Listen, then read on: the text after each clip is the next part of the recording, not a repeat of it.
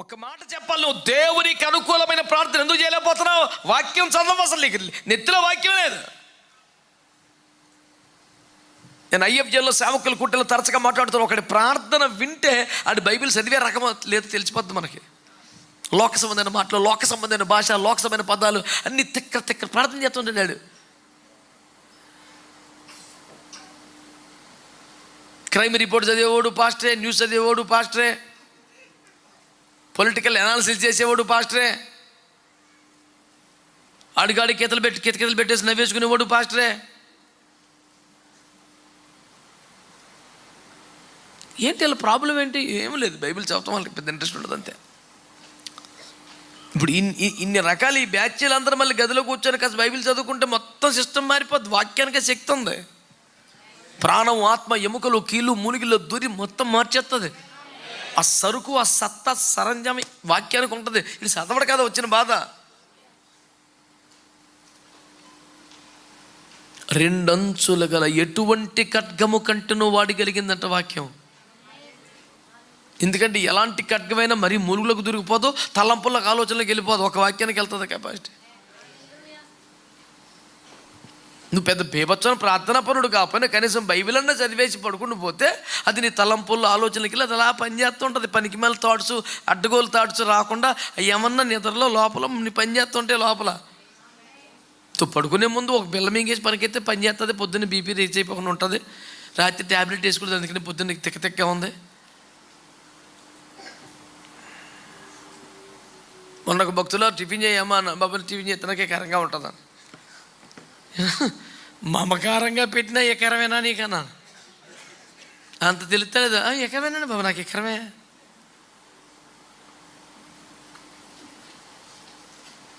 ఎందుకు అలాగంటే రాత్రి పిల్లలు వేసుకోలేదండి. నేను కనుక్కున్న సత్యం అయితే రాత్రి ఒక 5 అధ్యాయాలు చదువు పడుకుంటే నీకు ఎకరం పెంట తలంపుల్లో వచ్చి పొద్దున్నే వారు మంచం మీదనే పాప యోచనలు చేయుదురు, వాళ్ళు పండుకొని దరిద్రవంతా ఆలోచిస్తున్నారు. ఈ శ్రమ పోతుంది కదా. ప్రాణము, ఆలోచనలు, తలంపుల్లో దూరే వాక్యం ఉంది కదా, దానికి ఛాన్స్ ఇవ్వవు నువ్వు. పడుకునేదాకా అలాగా. మొన్న ఒకటికి మీరు నమ్ముతారా, మూతి వచ్చిపోయింది అలాగా. ఆడు మంచి పరిచయం చేసేవాడే, అదిరా కందిరిగాని కుట్టేసిందా మూతంతా. నేను అన్ని ఊరుకోని అంటే నేను ఊరుకోవటం ఏంటి, మూతి వచ్చి. నేను చెప్పింది నిజంరా అయినా. ఇప్పుడు ఇదంతా ఎందుకు చెప్తున్నాను? అలా తేడాగా నా ముఖం చూడమని కాదు, చెప్పు ఎందుకు చెప్తున్నాను ఇదంతా. వాక్యం చదవాలి. వాక్యం చదివి పడుకో. ఫోన్ చూసి కాదు.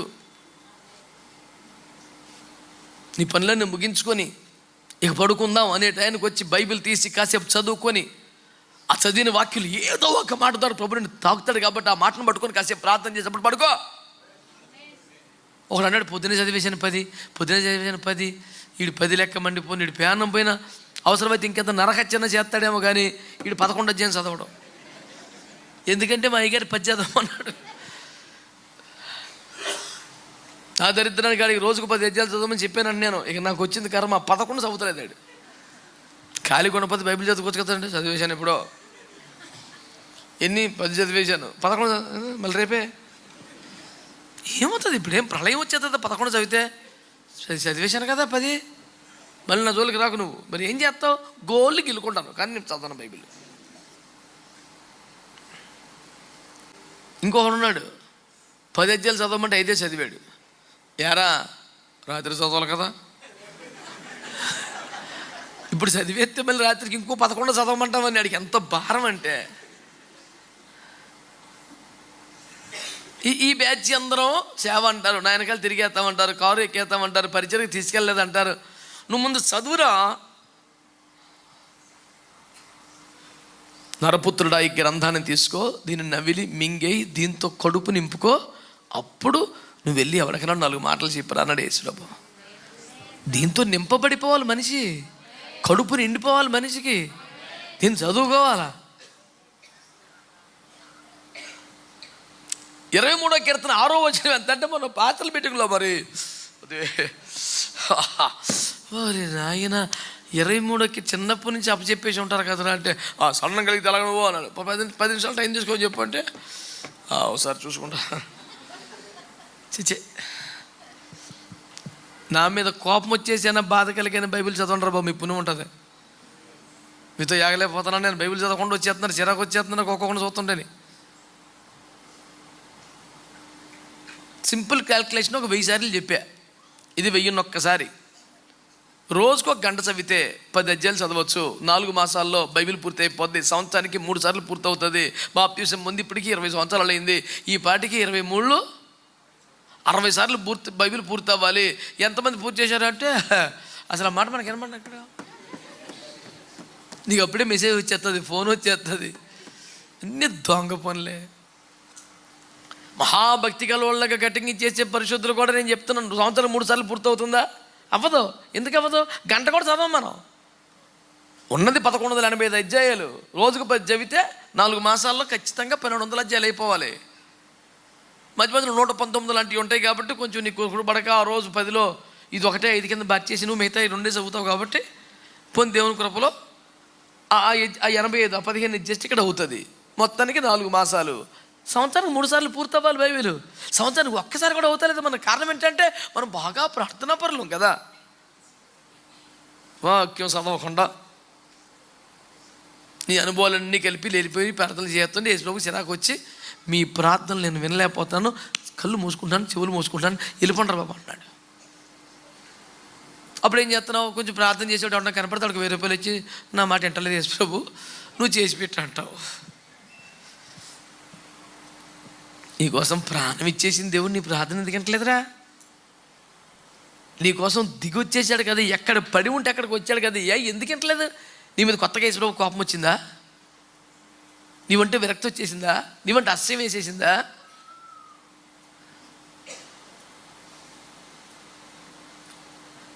మీ అందరికి వందనాలు. బైబిల్ చదువుకుంటారు బాబు, నేను అంతకన్నా ఏం అడుగుతలేదు మిమ్మల్ని. కుదురుగా చదవకుండా మళ్ళీ ఆదివారం మానేసేయండి చెప్తున్నాను.